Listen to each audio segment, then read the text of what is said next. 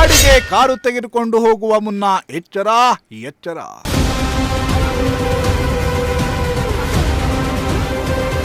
ನಿವೃತ್ತ ಎಸ್ಪಿಯನ್ನೇ ವಂಚಿಸಿ 97 ಲಕ್ಷ ದೋಚಿ ಕಾರು ಚಾಲಕ escape.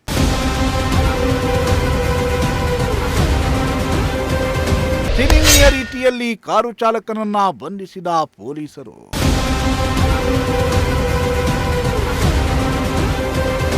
S ವೀಕ್ಷಕರ, ಈ ಕಾಲದಲ್ಲಿ ಯಾರನ್ನ ನಂಬೋದು ಯಾರನ್ನ ಬಿಡೋದು ಅನ್ನೋದೇ ದೊಡ್ಡ ಪ್ರಶ್ನೆ. ಕೆಲವೊಮ್ಮೆ ನಮ್ಮವರೇ ನಮಗೆ ಮೋಸ ಮಾಡಿಬಿಡ್ತಾರೆ. ಇತ್ತ ನಾವು ನಂಬಿಕೊಂಡು ಹೋದವರೇ ನಮಗೆ ವಂಚಿಸ್ತಾರೆ.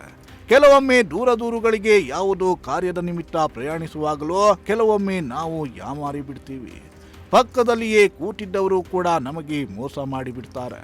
ಇತ್ತ ಇಲ್ಲೊಬ್ಬ ನಿವೃತ್ತ ಎಸ್ಪಿ ಜಮೀನಿನ ಕೆಲಸ ಮುಗಿಸಿಕೊಂಡು ಬಾಡಿಗೆ ಕಾರು ಪಡೆದು ಹಿಂದಿರುಗುವಾಗ ಕಾರು ಚಾಲಕನಿಂದಲೇ ಮೋಸ ಹೋಗಿದ್ದಾರೆ. ಎಲ್ಲಿ ಅಂತೀರಾ? ಈ ಸ್ಟೋರಿ ನೋಡಿ.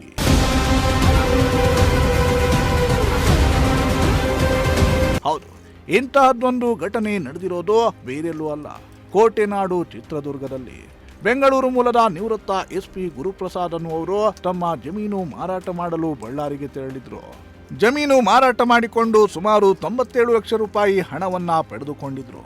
ನಂತರ ಬೆಂಗಳೂರಿಗೆ ವಾಪಸ್ಸಾಗಲು ಕಾರನ್ನ ಬಾಡಿಗೆ ಪಡೆದಿದ್ರು. ಅತ್ತ ಕಾರು ಚಾಲಕ ರಮೇಶ್ನೊಂದಿಗೆ ಹಿಂತಿರುಗ್ತಾ ಇದ್ರು. ಈ ವೇಳೆ ಚಳ್ಳಕೆರೆಯಲ್ಲಿ ಕಾರು ನಿಲ್ಲಿಸಿ ಹೋಟೆಲ್ಗೆ ಊಟಕ್ಕೆಂದು ಹೋಗಿದ್ದಾರೆ.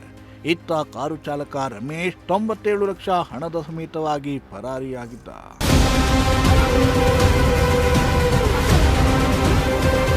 ಇನ್ನು ಊಟ ಮುಗಿಸಿಕೊಂಡು ಈಚೆ ಬಂದು ನೋಡಿದ್ರೆ ಕಾರೇ ಇಲ್ಲ. ನಿವೃತ್ತ ಎಸ್ಪಿ ಗುರುಪ್ರಸಾದ್ ಶಾಕ್ ಆಗಿದ್ದಾರೆ. ಕೂಡಲೇ ಚಳ್ಳಕೆರೆ ಪೊಲೀಸರಿಗೆ ಮಾಹಿತಿಯನ್ನ ಮುಟ್ಟಿಸಿದ್ದಾರೆ. ಸಿಪಿಐ ಕುಮಾರ್ ನೇತೃತ್ವದಲ್ಲಿ ಕಾರ್ಯಪ್ರವೃತ್ತರಾದ ಚಳ್ಳಕೆರೆ ಪೊಲೀಸರು ಮಿಂಚಿನ ಕಾರ್ಯಾಚರಣೆಯನ್ನ ನಡೆಸಿ ಕಾರು ಚಾಲಕ ರಮೇಶ್ನನ್ನ ಬಂಧಿಸಿದ್ದಾರೆ. ಇತ್ತ ಕಾರು ಚಾಲಕ ರಮೇಶ್ ಹಣದ ಸಮೇತ ಆಂಧ್ರದ ಕಡೆ ತೆರಳುತ್ತಿದ್ದ ಅನ್ನೋ ಖಚಿತ ಮಾಹಿತಿ ಮೇರೆಗೆ ಸಿನಿಮೀಯ ರೀತಿಯಲ್ಲಿ ಚೇಸ್ ಮಾಡಿ ಕಾರು ಚಾಲಕ ರಮೇಶ್ನನ್ನ ವಶಕ್ಕೆ ಪಡೆದಿದ್ದಾರೆ. ಕಳ್ಳನಿಂದ 97 ಲಕ್ಷ ರೂಪಾಯಿ ಹಣವನ್ನ ಪಡೆದುಕೊಂಡು ನಿವೃತ್ತ ಎಸ್ಪಿ ಗುರುಪ್ರಸಾದ್ ಅವರಿಗೆ ಒಪ್ಪಿಸಿದ್ದಾರೆ. ವೆಂಕಟಾಚಲಪತಿ, ಪ್ರಜಾಶಕ್ತಿ ಟಿವಿ, ಚಿತ್ರದುರ್ಗ.